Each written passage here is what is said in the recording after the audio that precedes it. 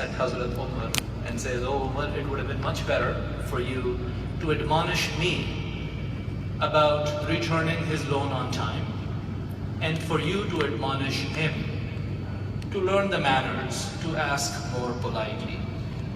Now, you have frightened the man." Rasulullah Sallallahu Alaihi Wasallam goes that far. He says, now you have scared the man. Take him with you, give his money back, and also give him 40 kilos equivalent of dates as a compensation. Now the leadership books that are sitting on your desk, in your libraries, on your iPads, most of them, they would have given you a different advice. They would have said, that's the time for you to stand up for your rights, to tell that person, flaunt your title, tell him who you are, control the narrative, exude your authority. And Prophet Muhammad sallallahu alaihi wasallam did none of that. He surrendered, but he won. Now, there is a second part to it, how he really won, and I'll come to that in a minute. But it is fundamental that we walk away understanding this paradox between these two perfect guides. You know, the guides that you're buying from Amazon. But there is a guide sitting in your library somewhere about the life of Rasulullah Sallallahu Alaihi Wasallam, where you could find all the answers to these difficult situations. But we're surrounded by light bulbs all around. Very positive connotations. You know, these leadership books, they give you very positive connotations to sometimes cunning ideas. Just like a light bulb, you know, it's a source of light. It sounds very warm and fuzzy, but it's looking down upon you. A light bulb, here's the difference. A light bulb will always seek exception. You know, the rule doesn't apply on me. I'm walking through the security, let me go.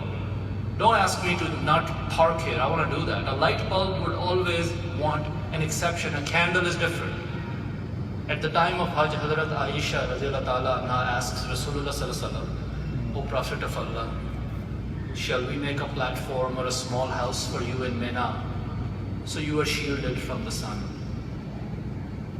The candle, the perfect guide for us, Rasulullah Sallallahu Alaihi Wasallam says, "No, Aisha, whoever comes first has the right on the best spot." The light bulbs judge people based on their appearance, how you look. They make friends based on what brands you wear.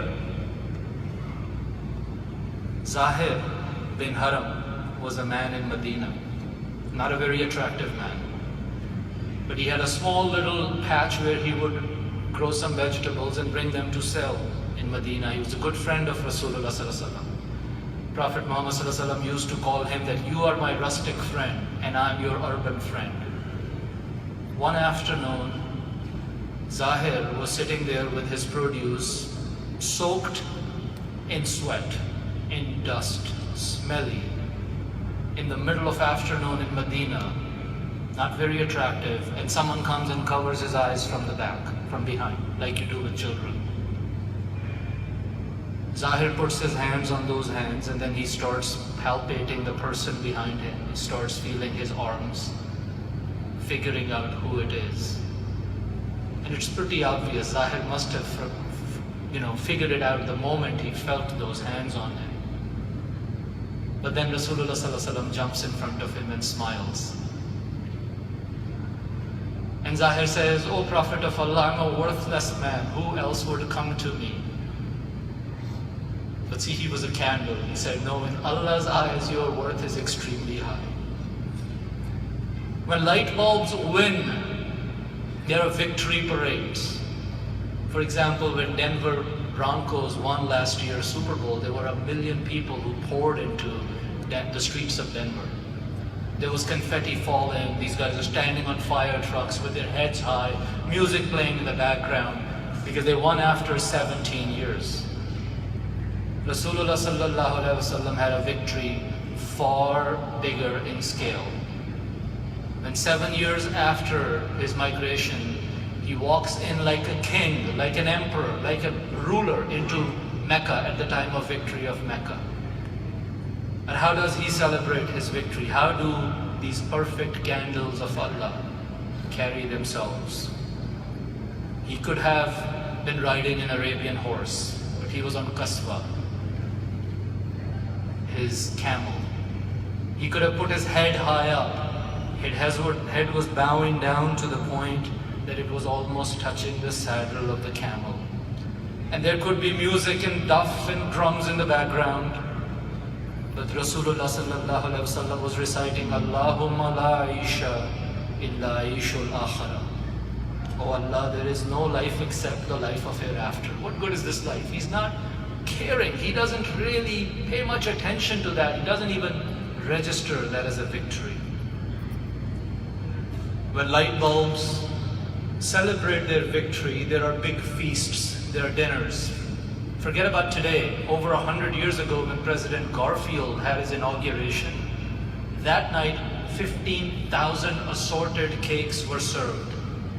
15,000 different cakes. And when the victor of Islam walks in Makkah, clears the Kaaba, it's late afternoon, and Rasulullah sallallahu alaihi wasallam is hungry. There are no cakes to be had. He goes to his cousin Hazrat Hani's house and he says, Hani, do you have something to eat? She goes, Rasulullah, all I have is some dried pieces of bread. The Prophet says, of course, bring them on, no big deal. You have some water. He soaks that bread in water. Dried bread. Victor of Mecca. 10,000 people in his army. Could have had anything he wanted. And then he says, do you have any seasoning, anything to make it more palatable? And Hazrat Hani says, I have some dried up black vinegar.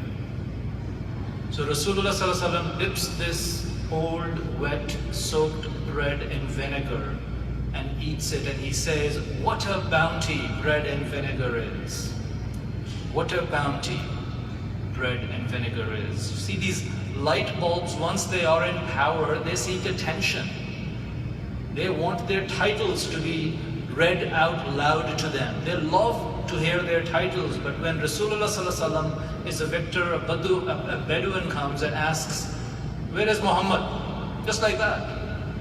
And the Sahaba says, that person who's sitting in a white shirt, leaning against the wall. That's how inconspicuous Rasulullah sallallahu alaihi wasallam was.